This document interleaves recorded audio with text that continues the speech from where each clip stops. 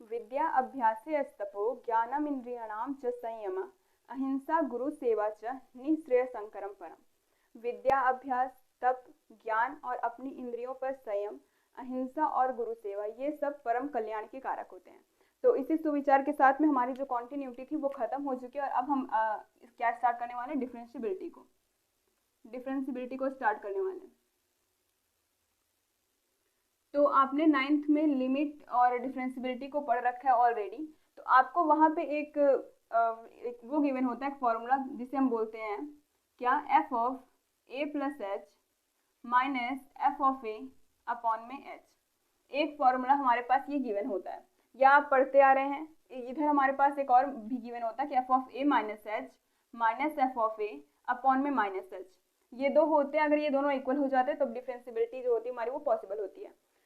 तो ये दोनों आप पढ़े होंगे, लेकिन इसको हम डिराइव कैसे करेंगे मैं आपको बताने जा रही हूँ। इसका जो बेसिक है मैं आपको वो बताने जा रही हूँ। अगर आप समझ लेंगे कि इसको हम किस तरीके से डिराइव किए, बहुत ही सिंपल डेरिवेशन है इसका, तब आपको ये याद करने की जरूरत नहीं होगी। ये जो चीजें आपको ये सब याद करने की जरूरत बिल्कुल भी नहीं होगी अगर आप एक बार उस चीज को समझ लेंगे। तो चलिए स्टार्ट करते हैं कि हम इसको कैसे डिराइव करेंगे, वो भी बहुत ही सिंपल तरीके से। तो सबसे पहले डिफरेंशिएबिलिटी में समझना क्या जरूरी है कि अगर देखिए इफ ए यूनिक टेंजेंट जानते हैं, नहीं जानते तो मैं बता दूंगी। If a unique tangent of a finite slope समझते हैं, ढलान, इस तरीके का किसी भी तरीके का हो सकता है आपका स्लोप। तो स्लोप मीन्स होता है ढलान।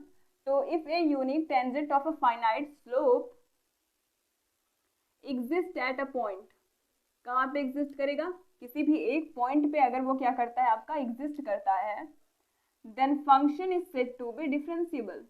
जो फंक्शन होगा हमारा क्या होगा, then function is said to be differentiable, right.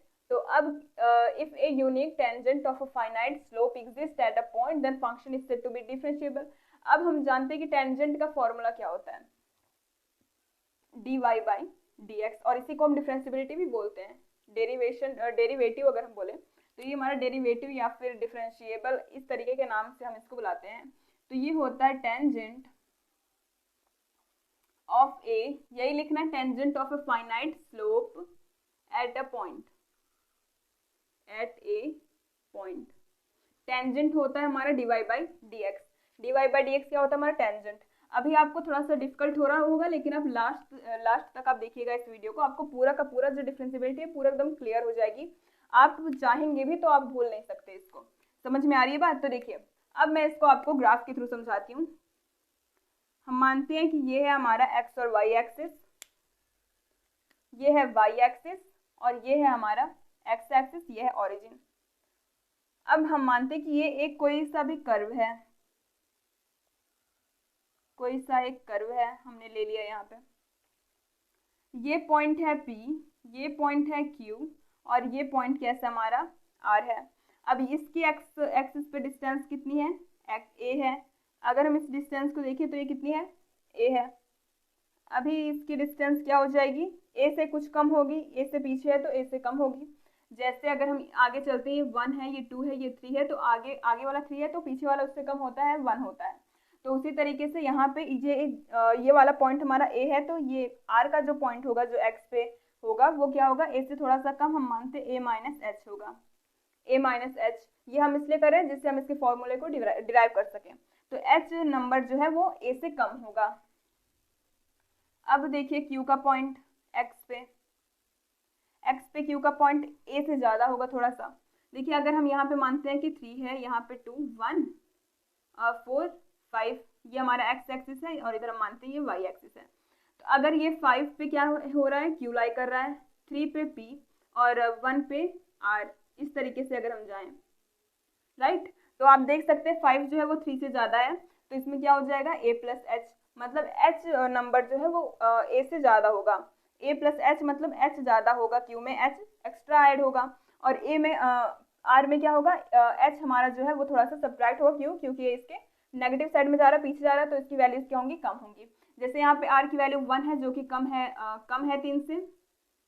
1 क्या होता है हमारा लेस देन 3, 5 क्या है, 5 इज ग्रेटर देन 3, तो यहाँ पे भी हुआ a में हमने कुछ ऐड कर दिया तो ये इससे ज्यादा हो गया, a में हमने कुछ सब्ट्रैक्ट कर दिया तो ये वाला चीज जो था हमारा इससे कम हो गया।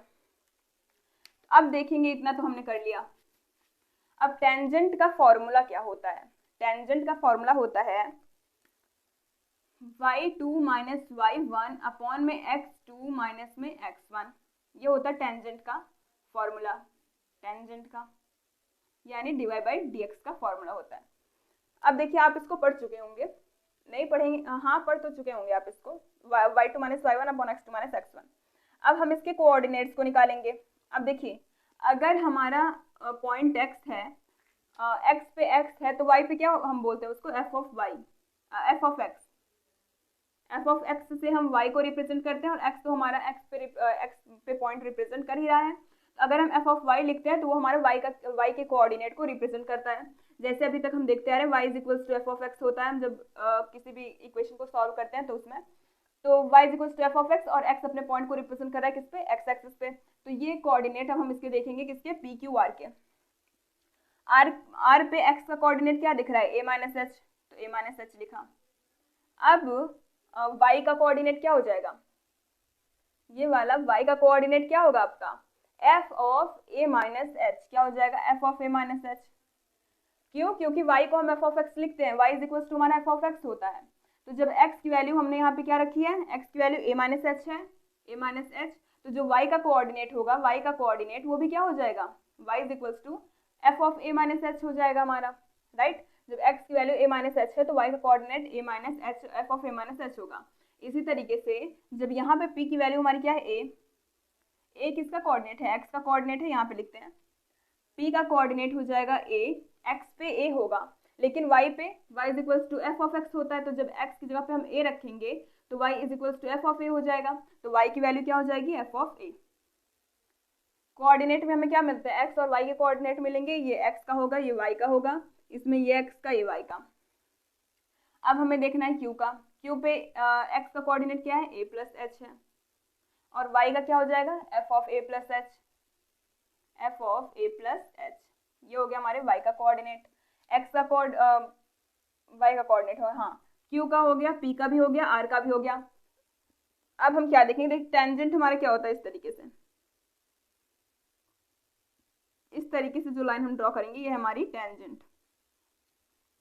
अब हम देखेंगे कि जो हमारा r है वो किसकी तरफ टेंड कर रहा है, p की तरफ, और p किसकी तरफ टेंड कर रहा है, हमारा q की तरफ, r p की तरफ, p q की तरफ। अब हम टेंजेंट फाइंड आउट करेंगे पहले किसका, p q, कॉर्ड, ये हमारे कॉर्ड ही हैं, कॉर्ड मीन्स क्या होता है, जीवक क्या होता है, ये कॉर्ड p q पहले हम लेंगे, तो चलिए लेते हैं chord p q, chord p q हमने लिया। तो इसके लिए अगर हम निकालें किसकी वैल्यू, टेंजेंट की वैल्यू, टेंजेंट की वैल्यू क्या हो जाएगी, dy by d x, which is equals to क्या हो जाएगा, y2 माइनस y1 अपॉन में x2 माइनस x1। तो यहाँ पे y2 minus y1 upon x2 minus x1 में अब हम रखेंगे किसमें, एक पहले लेंगे p का कोऑर्डिनेट और दूसरा q का कोऑर्डिनेट। तो q का कोऑर्डिनेट क्या है हमारा, a plus H comma f of a plus H, ये हमने लिया। तो अब इसमें पुट करेंगे, देखिए हम y इसको मानते हैं, देखिए x1 है ये और y1 है ये, फिर x2 y2, तो चलिए रखते हैं y2 माइनस y1, तो ये क्या हो जाएगा, ये हो जाएगा y2 माइनस y1 मतलब f of a plus h minus f of a, f of a plus h minus f of a upon में x2 माइनस x1 मतलब a plus h minus a plus H, x2 की value minus H a minus a इसकी value. देखिए हमने क्या माना इसको, x1 को a, y1 को f ऑफ a, x2 को a plus b, a plus H, और y2 को a plus f of a plus H. तो सारी की सारी वैल्यूज को हमने इसमें पुट कर दिया। अब देखिए इसका फर्दर कैलकुलेशन जब हम करेंगे तो क्या मिलेगा, f of a plus h minus f of a upon में a plus h minus a plus h minus a से a कैंसिल, तो हमें क्या मिल गया, f of a plus h minus f of a upon में h, मिल गया कि नहीं। एक फॉर्मूला हमारा डिराइव हो गया, एक तरफ का फॉर्मूला जो था हमारा वो डिराइव हो गया, ये मिला हमको। अब दूसरी तरफ के फॉर्मूले को कैसे डिराइव करेंगे, पहले आप इसको नोट करिए। अब देखिए तो हमने क्या डिराइव किया, हमने डिराइव किया F of a plus h minus f of a upon में एच। अब आप बोलेंगे लेकिन जो हम इक्वेशन देखते हैं, जो हमें फॉर्मूला गिवन होता है कि उसमें होता है limit h tends to 0 and after that ये रिटर्न होता है, राइट। वो होता है हमारा राइट हैंड डेरिवेटिव का फॉर्मूला, राइट हैंड डेरिवेटिव का फॉर्मूला होता है, उसमें आगे लिमिट भी गिवन होता है। तो अब हम उसको कैसे करेंगे, आपने इतना तो बता दिया, इसके आगे लिमिट में कैसे करेंगे इसको, तो रुकिए मैं वो भी बता देती हूँ किस तरीके से करेंगे। देखिए, अगर मैं इन दोनों के बीच का जो डिस्टेंस है वो कम करती जाऊं, कितना, इतना कम कर दूं कि पी क्यू आपस में पास आ जाए, इतने पास आ जाए कि जो एच की वैल्यू है वो नेग्लिजिबल, मतलब जीरो के लगभग जीरो के बराबर हो जाए। किसके लगभग, वो वैल्यू जो है एच की, मतलब उनके जो बीच का डिफरेंस है वो लगभग जीरो के बराबर हो जाए। किस तरीके से, अगर हम माने कि यहाँ कहीं पे क्यू लाई कर रहा है, तो जो एच की वैल्यू होगी वो ए यहाँ पे आएगा और ए प्लस एच होगा, तो जो एच की वैल्यू होगी वो लगभग जीरो के बराबर होगी। तब हम क्या बोलेंगे कि जो हमारा एच है वो टेंड कहाँ कर रहा है, एच हमारा टेंड कर रहा है किसकी तरफ में, जीरो की तरफ में, या फिर हाँ एच जीरो की तरफ में टेंड कर रहा है। तो क्या हो जाएगा, तब हम करेंगे उसको limit h tends to zero, zero की तरफ में हमारा एच टेंड कर रहा है, कम होता जा रहा है, तो ये हो जाएगा F of a plus h minus f of a upon में एच। ये हो गया राइट हैंड डेरिवेटिव का फॉर्मूला, इसको हमने डिराइव कर दिया। आप चाहे p को उधर लेके जाएं तब भी जो h की वैल्यू होगी वो नेग्लिजिबल हो जाएगी, उनके बीच का डिफरेंस कम हो जाएगा। मैंने आपको क्या बताया कि उसके जो बीच का डिफरेंस है, उनकी जो वैल्यू का डिफरेंस है वही है हमारा h। आप चाहे तो, अगर आप चाहें तो इधर p को इसके पास ले जा सकते हैं, फिर भी h और इन दोनों की वैल्यू में थोड़ा सा डिफरेंस आएगा, ज्यादा डिफरेंस नहीं आएगा। वहां पे भी h आपका टेंड करेगा किसकी तरफ, जीरो की तरफ, तो उसी को हम करेंगे limit h tends to zero f of a plus h minus f of a upon में h, जो होगा हमारा राइट हैंड डेरिवेटिव। अब हम देखेंगे किसको, लेफ्ट हैंड डेरिवेटिव को। इसको हम किस तरीके से सॉल्व करेंगे, इसको हम सॉल्व करेंगे कॉर्ड आरपी को लेकर के, किसको, कॉर्ड आरपी को लेकर के। अब इसमें हम देखेंगे, इसमें जो हमारा टेंजेंट होता है dy बाई डी एक्स, वो क्या होता है टेंजेंट, वो होता है y2 माइनस y1 अपॉन में x2 माइनस x1, ये होता है। अब y2 माइनस y1, y2 की वैल्यू क्या गिवन है, y2 की वैल्यू गिवन है यहाँ से, हम इसको अब यहाँ से q को रिमूव करते हैं, यहाँ पे हम r को लिखते हैं, तो r की वैल्यू क्या हो जाएगी यहाँ से a minus H F of a minus H, यहाँ से ये हो गया x2, ये हो गया y2, x1 x2 y1 y2, इसमें सीधा वैल्यू पुट करेंगे तो क्या हो जाएगा y2 minus y1 F of a minus H, F of a minus h minus f of में क्या हो जाएगा a y1, एफ ऑफ में a हो गया, अपॉन में क्या करेंगे x2 माइनस x1 मतलब a minus h minus a, तो a माइनस एच इसका हो गया x2 की वैल्यू, फिर माइनस x1 की वैल्यू है a, तो हमने यहाँ पे a पुट कर दिया, ये हो जाएगा F of a minus h minus f of a upon में a minus h minus a से कैंसिल हो गया, बचा हमारे पास क्या, बचा सिर्फ और सिर्फ माइनस एच। अब हमें क्या देखना है, फिर वही बात आ गई कि इसमें तो लिमिट भी आता है, लेफ्ट हैंड डेरिवेटिव में तो लिमिट भी दिखाई देता है, यहाँ पे तो लिमिट का कहीं नामो निशान नहीं है, तो फिर वही काम करना है, क्या करना है, अगर हम इन दोनों को पास में लेके आए, चाहे आप r को p के पास लेके जाइए, चाहे p को r के पास लेके जाइए, तो क्या हो जाएगा, उनके बीच का डिफरेंस एकदम कम हो जाएगा। और डिफरेंस क्या है, मैंने आपको शुरू में ही बताया, डिफरेंस हमारा h है। अगर हम इन दोनों को आपस में पास में लेके आएंगे तो इनका जो डिफरेंस है h वो लगभग जीरो के इक्वल हो जाएगा।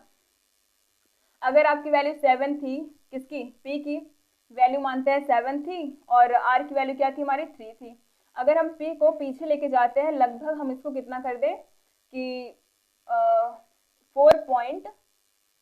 3.1 करते हैं इसको, 3.1 करेंगे तो जो h की वैल्यू होगी वो 0.1 होगी, लगभग जीरो के इक्वल हम इसको मान सकते हैं। इस तरीके से आप समझिए, अगर हम p को इतना पीछे लेके जाएं तो उसमें जो डिफरेंस होगा वो खत्म हो जाएगा पूरा का पूरा, थोड़ा बहुत डिफरेंस बचेगा, तो इस वजह से h जो है हमारा वो नेग्लिजिबल हो जाएगा। h किसकी तरफ टेंड करेगा, फिर से जीरो की तरफ टेंड करेगा, तो यहाँ से क्या हो जाएगा, h टेंड्स टू जीरो हो जाएगा, तो limit h tends to zero f of a minus h minus f of a upon में माइनस एच। जी, किसका डेरिवेशन हमने कर लिया, लेफ्ट हैंड डेरिवेटिव का, किसका किया हमने, लेफ्ट हैंड डेरिवेटिव का।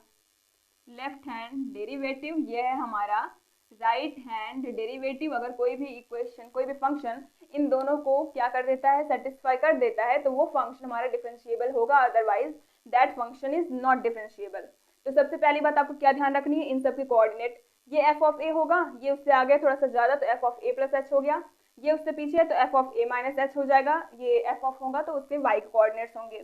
तो इस तरीके से जब आपको पता चल जाएंगे तो आप टेंजेंट का जो रूल होता है हमारा y2 माइनस y1 अपॉन में x2 माइनस x1, इसको अप्लाई करके आप इसको सॉल्व कर सकते हैं। तो इसको आप नोट डाउन करिए।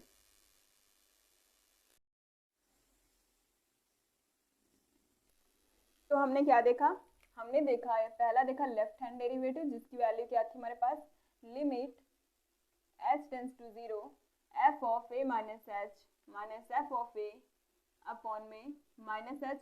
लेफ्ट हैंड में गए जब हम आरपी के साथ, आरपी की तरफ, और हमने देखा right hand derivative limit h tends to 0 f of a plus h minus f of a upon में h। ये देखा, अगर कोई फंक्शन हमारा इन दोनों को क्या कर देता है, सेटिस्फाई, तो वो फंक्शन हमारा डेरिवेबल होगा, डिफरेंशिएबल होगा। तो अब एक चीज और क्या देखनी है कि ये इक्वल होता है हमारा dy बाई डी एक्स के, ये किसके इक्वल होता है, dy बाई डी एक्स के।